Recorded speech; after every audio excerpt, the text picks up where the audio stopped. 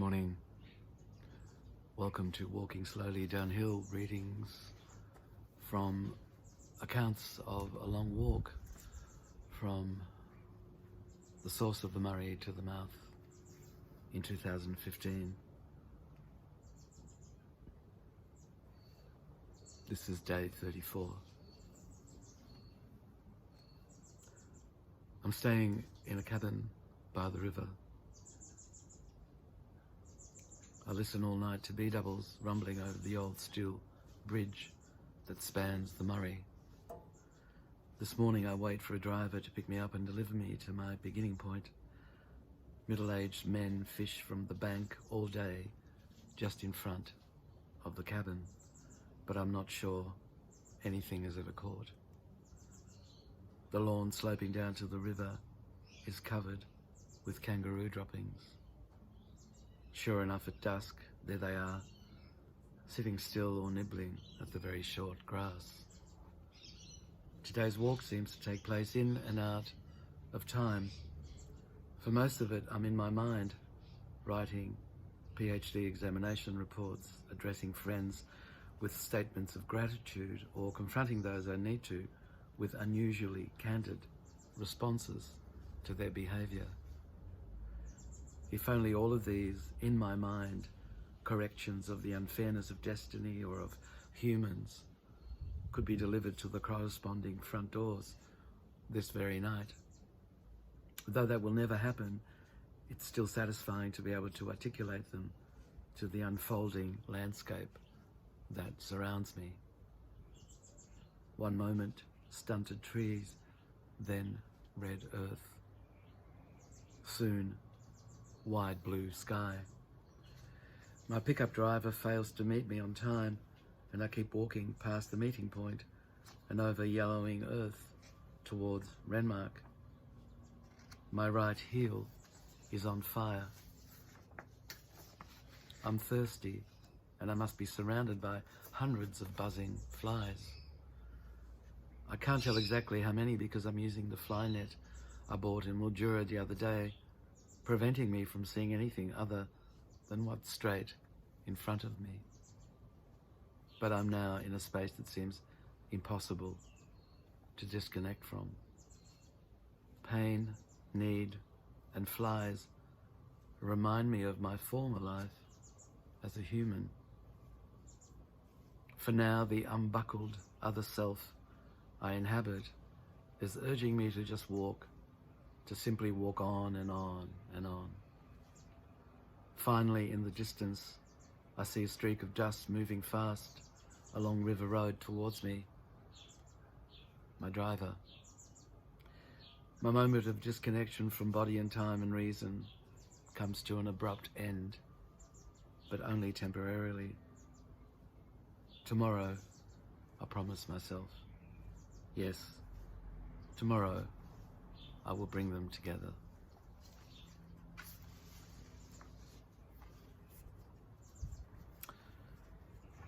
"35th day, Lindsay Point to Days Road. It's raining. I haven't seen rain for over 2 months. It falls steadily but softly on the hood of my rain jacket. I see the red earth soaking up the water falling from the sky. It forms tiny puddles where the lip of the sealed road meets the earth and then seeps away down the gravel slopes into the saltbush. I walk past endless almond plantations. Rows and rows of soaked and almond-laden trees gather their crowns at the top and shade the ground below them. I sing All or Nothing at All once again to the rhythm of my walking sticks tapping the wet ground below me. My hood creates a tent-like cover for my head so that I see very little in front of me. I glimpse close-up of raindrops, red earth beyond them, nothing much else. I smile with joy, with a contented excitement. If I could rub my hands together and if I was someone who expressed contentment in that way, I would, but I don't. Perhaps it's because my hands are gripping the walking sticks but perhaps that's not the reason. I think of the almond tree I planted at Helen Street long ago. It always flowered profusely in spring, but there was never any fruit. The first bursting blossoms were always reason for me to feel a quiet contentment because, after all, seasons had turned once more. And despite whatever else was happening in my life, this was surely a sign that the world was still spinning in the way it always has.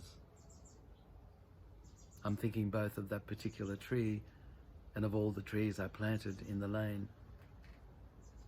The jasmine and the mulberry must be both flowering now, but I don't want to think of anything today. Today I don't even want to be walking. I want to stand still and listen to the drops falling on my jacket. But then I realize that walking has become almost like standing still. It's slower than ever, more patient and spacious. Actually, it's even slower than standing still. The last couple of days I crossed the state border several times as I followed the river's meandering path. I noticed that the time on my phone kept moving 30 minutes back and then 30 forward again as I moved through each time zone. This morning I happened to be looking at my phone at the very first moment the time notification automatically changed from 11:23 a.m. to 11:53 a.m. I stopped abruptly. Then I walked 5 meters backwards.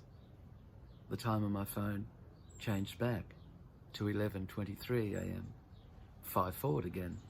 It changed to 11:53 a.m. once more. What can this mean? I thought. I seemed to remain inside my own continuous time through each of these movements, even though each official time zone moved away from me and then joined me once more. After a few minutes of walking backwards and forwards along the track, looking at my iPhone, I was able to locate precisely the point at which the change occurred.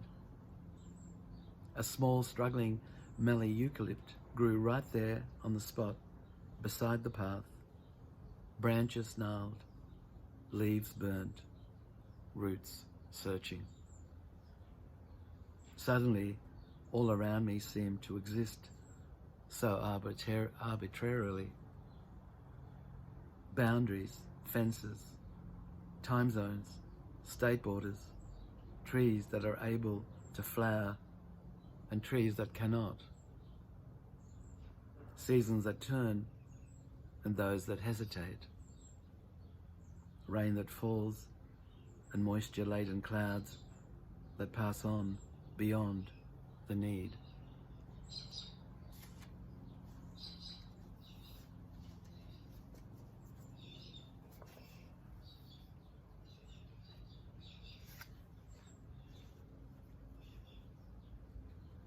These are moments that to me have only unfolded in that particular way when taking on such a repetitious task as a long walk. Time oozes out of its normal containers and becomes another kind of substance. It becomes activated and defining of new and strange thoughts. It challenges everything that you think is firm and fixed and continuous.